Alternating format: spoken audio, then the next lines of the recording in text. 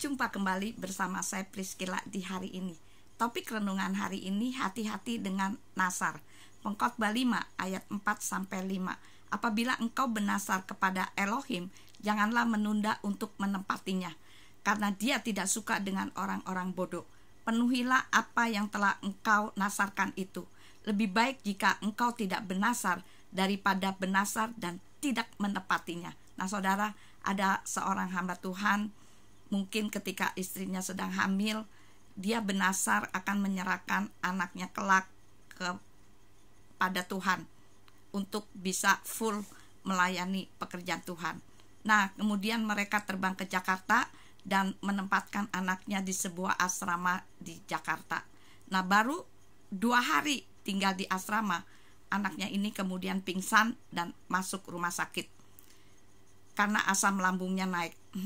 Saudara, nah bapaknya aja baru aja tiba di kampung halamannya, mau gak mau esok paginya harus terbang kembali ke Jakarta untuk mengambil anaknya pulang kampung terlebih dahulu untuk pulihkan kesehatannya.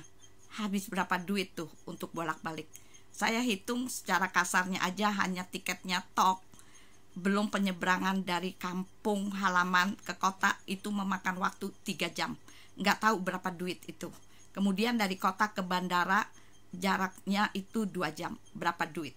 Saya hanya hitung tiket pesawatnya aja. Saat berangkat 2 orang udah 6 juta. Kemudian papahnya pulang 3 juta. Kemudian balik lagi ke Jakarta 3 juta.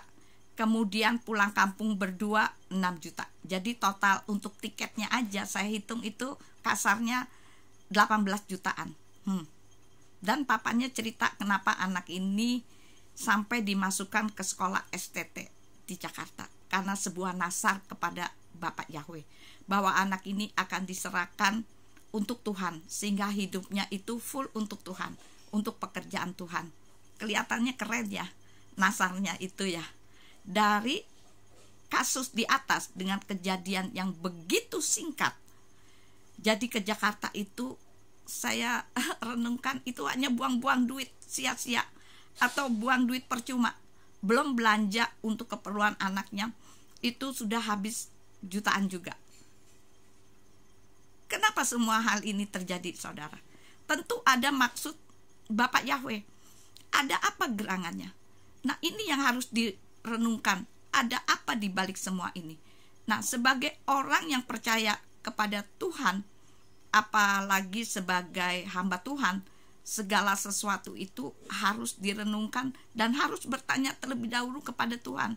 Dan jangan bermain-main dengan yang namanya nasar, saudara.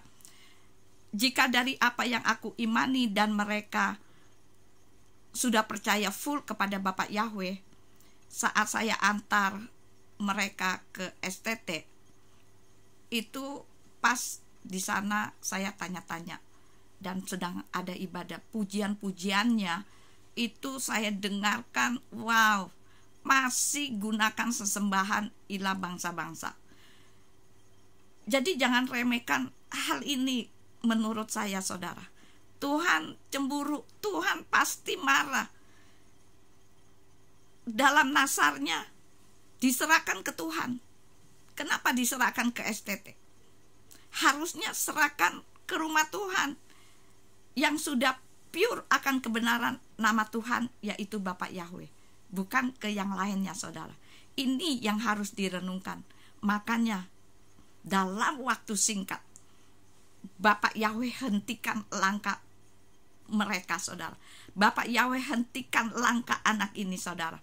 Tenaga habis, duit habis. Harusnya tanya dulu kepada Bapak Yahweh yang namanya diserahkan ke rumah Tuhan, diserahkan ke Bapak Yahweh untuk sebuah pelayanan full ke Tuhan, ya harusnya ke rumah Tuhan, bukan ke sebuah STT dibina oleh hamba Tuhan yang senior.